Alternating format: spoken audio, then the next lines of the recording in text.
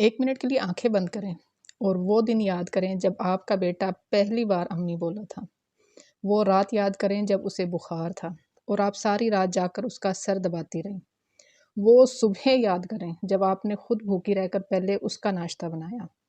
अब ज़रा सोचें, आज वही बेटा जो कभी आपके बगैर एक लुक़्मा नहीं खाता था, आज किसी और कमरे में बैठा अपनी बीवी से हँस-हँस कर बातें कर रहा है और आप बाहर बरामदे में अकेली बैठी सोच रही हैं कि ये मेरा बेटा ही था ना। ये दर्द कोई मामूली दर्द नहीं है। ये वो दर्द है जो कोई ज़ख्म नहीं दिखाता, मगर अंदर ही अंदर रूह को खोखला कर देता है। ये वो खामोशी है जो रात को तकिया गीला कर देती है, मगर सुबह चेहरे पर मुस्कुराहट सजानी पड़ती है, क्योंकि लोग क्या कहेंगे। अगर आप भी इन दिनों इस कैफियत से गुजर रही हैं, तो मैं आपको यकीन दिलाती हूँ, आप अकेली नहीं हैं। हज़ारों माएँ जो इस वक्त ये वीडियो देख रही हैं, बिल्कुल इसी एहसास से गुजर चुकी हैं या गुजर रही हैं। लेकिन आज की बात थोड़ी सी मुख्तलिफ है। आज हम रोने की बातें नहीं करेंगे।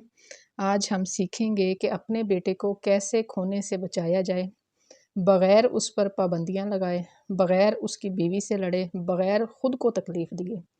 क्योंकि ये सच है कि बेटा खोया नहीं जाता। बेटा सिर्फ़ उन हाथों से फिसल जाता है जो उसे पकड़ने का सही तरीका नहीं जानते, और आज हम वही तरीका सीखेंगे। अस्सलाम वालेकुम and welcome back to my channel. उम्मीद है जितनी मेरी बहनें देख रही होंगी सब खैरियत से होंगी। लास्ट में मैंने वीडियो बनाई थी कि माँ बाप को शादीशुदा बच्चों के साथ नहीं रहना चाहिए।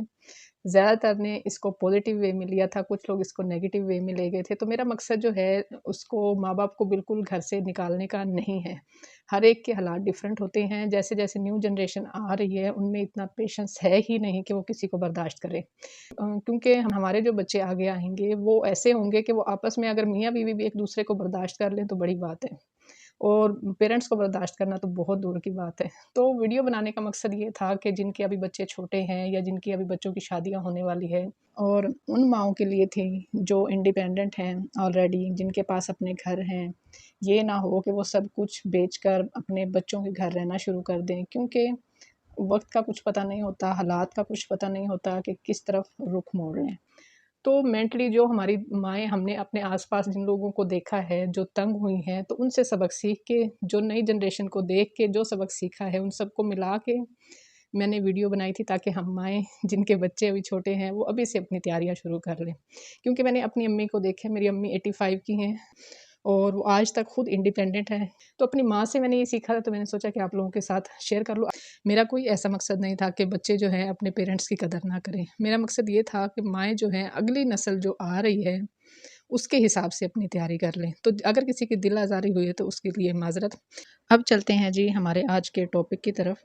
सबसे पहले एक बात साफ-साफ सुन लें, ये मसला इतना सादा नहीं है जितना नज़र आता है। हम औरतें अक्सर इसे बस बेटे की शादी हो गई, अब वो मसरूफ़ हो गया कहकर टाल देती हैं, मगर अंदर ही अंदर ये रिश्ता आहिस्ता-आहिस्ता ऐसे टूटता है, जैसे दीवार में पड़ी वो बारीक सी दरार जो शुरू में नज़र भी नहीं आती, मगर सालों बाद पूरी दीवार को गिरा देती है। सोचें, जो माँ अपने बेटे की हर ज़रूरत, हर ख्वाहिश, हर ख्वाब का मरकज़ रही, आज उसी घर में अजनबी क्यों बन जाती है? क्या ये सिर्फ शादी की वजह से होता है? तो ऐसा बिल्कुल नहीं है। असल मसला शादी नहीं है। असल मसला वो खामोश जंग है जो हम खुद अनजाने में अपने दिल के अंदर शुरू कर देती हैं। हम बेटे की बीवी को हरीफ समझने लगती हैं, बजाय उसके कि उसको अपनी बेटी बना लें। हम बेटे से वही मोहब्बत, वही तवज्जो, वही वक्त मांगती हैं जो शादी से पहले मिलता था, बगैर ये समझे कि अब उसकी ज़िंदगी में एक नया किरदार शामिल हो चुका है।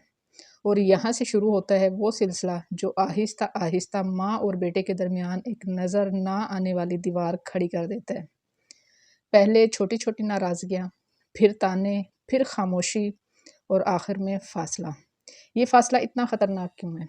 इसलिए कि ये फ़ासला कमरे का नहीं होता, ये फ़ासला दिल का होता है, और दिल का फ़ासला एक बार पैदा हो जाए तो उसे पाटना सालों का काम बन जाता है। सबसे तकलीफ़देह बात यह है कि बहुत सी माएँ ये सब कुछ महसूस करते हुए भी खामोश रहती हैं, क्योंकि उन्हें लगता है शिकायत करने से रिश्ता और ख़राब हो जाएगा। तो वो अंदर ही अंदर घुलती रहती हैं और बाहर मुस्कुराहट ओढ़े रखती हैं। क्या आपने कभी सोचा है कि ये खामोशी खुद कितना बड़ा नुकसान कर रही है? अगर ऐसा है तो आगे मैं आपको एक ऐसी कहानी सुनाती हूँ جو شاید آپ کے گھر کی کہانی جیسی لگے، میں ان کا نام چینج کر دیتی ہوں، رضیہ آنٹی کہہ لیتے ہیں کہ ان کا ایک ہی بیٹا تھا عمران، ان کے ہسبینڈ کا انتقال ہو گیا تھا۔ تو رضیہ جو تھی وہ لوگوں کے گھروں میں کام کرتی تھی، اور شام کے ٹائم آپ کو پتہ ہے ملتان میں عورتیں کڑھائیاں بہت کرتی ہے دوپٹوں پر، چادروں پر، تو وہ امبرائڈری کا کام بھی کرتے تھے۔ لیکن اس نے عمران کو پڑھایا، اس کے ہر خواب کو اپنی آنکھوں میں سجایا۔ عمران کے لیے ماں سب کچھ تھی، اور ماں کے لیے عمران کی زندگی واحد وجہ تھی اس کے جینے کی۔ پھر عمران کی شادی ہوئی، اس نے آنٹی نے بہت شوق سے اپنے بیٹے کی شادی کی، بڑے ارمانوں سے بہو کو گھر لے کے آئی۔ تو ہوا یہ کہ چند ہفتوں کے بعد ہی آنٹی کو محسوس ہونے لگا کہ عمران اب پہلے جیسا نہیں رہا۔ وہ آفس سے آ کے سیدھا اپنے کمرے میں چلا جاتا ہے، رات کا کھانا بھی بیوی کے ساتھ کھاتا ہے، چھٹی کے دن سسرال کی جانے کی بجائے بیوی کے ساتھ کہیں بھی گھومنے نکل جاتا ہے۔ رضیہ آنٹی جو تھی ان کا دل ٹوٹ گیا، وہ سوچتی میں نے اپنی جوانی اس کے اوپر قربان کر دی اور اب اسے میری ضرورت ہی نہیں ہے۔ یہ سوچ اتنی گہری ہو گئی کہ آنٹی نے بغیر جانے بہو سے ایک انجانی جنگ شروع کر دی۔ چھوٹی چھوٹی باتوں پر تانے دینا، ہر بات میں مقابلہ، ہر موقع پر جتانا کہ میرے زمانے میں تو ایسا نہیں ہوتا تھا، اور نتیجہ یہ نکلا کہ عمران گھر میں تناؤ سے بچنے کے لیے اور کم گھر آنے لگا۔ جتنا رضیہ آنٹی نے پکڑنے کی کوشش کی، عمران اتنا ہی دور ہوتا گیا، اور وہ اکیلی رہ گئی۔ اپنے ہی گھر میں وہ اپنے ہی بیٹے سے دور ہو گئی۔ پھر ایک دن رضیہ آنٹی کو امی نے ایک سادہ سی بات کہی کہ رضیہ تم بیٹے کو پکڑنے کی کوشش کر رہی ہو، مگر تمہاری مٹھی جتنی سختی سے بند ہوگی، ریت اتنی ہی جلدی ہاتھ سے نکل جائے گی۔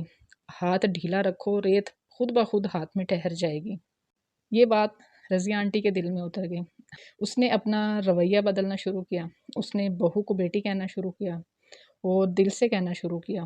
اس نے عمران سے وقت مانگنا چھوڑ دیا، بلکہ خود عمران اور اس کی بیوی دونوں کے لیے وقت نکالنا شروع کیا۔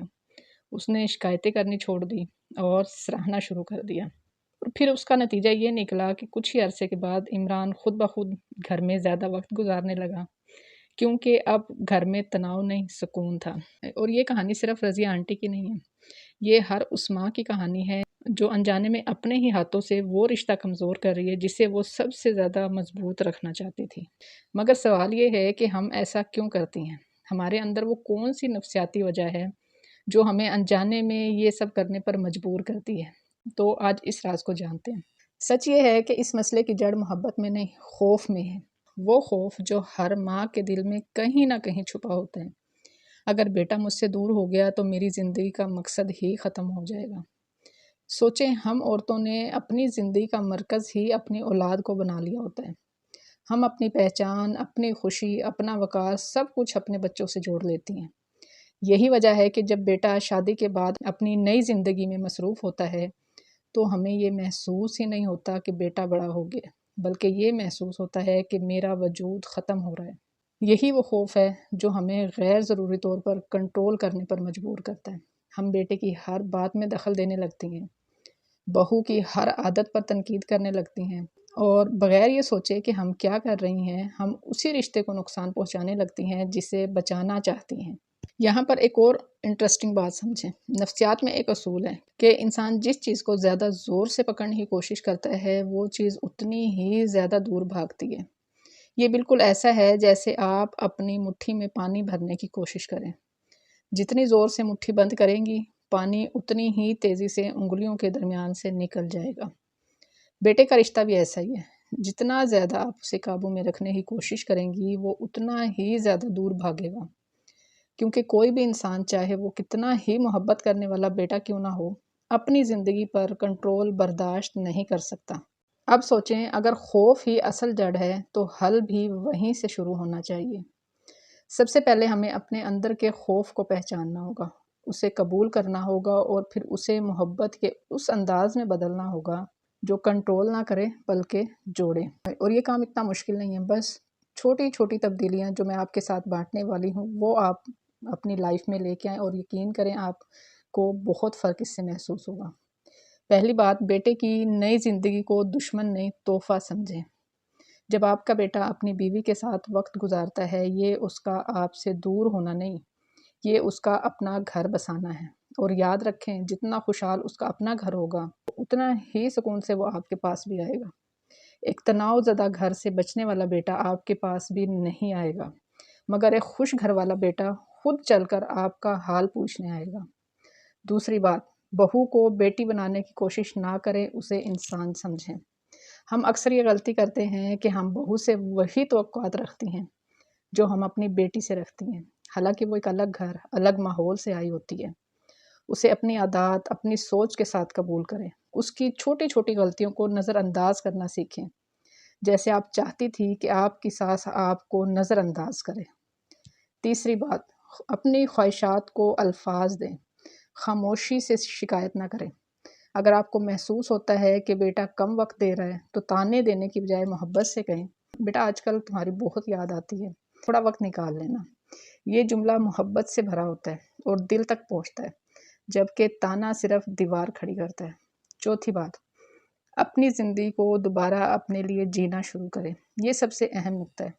جب آپ کی پوری زندگی صرف بیٹے کے گرد گھومتی ہے تو آپ کا ہر جذبہ اسی پر منحصر ہو جاتا ہے، مگر جب آپ اپنی زندگی میں کوئی ہابی رکھتی ہیں یا اپنی جیسے کوئی سہیلیوں کی گیدرنگ ہو گئی، کوئی نماز اور اذکار کا معمول ہو گیا، کوئی چھوٹا سا کام شروع کرتی ہیں تو آپ کا دل آزاد ہو جاتا ہے، اور آزاد دل ہی محبت کو صحیح طریقے سے نبھا سکتا ہے۔ پانچویں بات، تعریف کرنا سیکھیں، تنقید کم کریں۔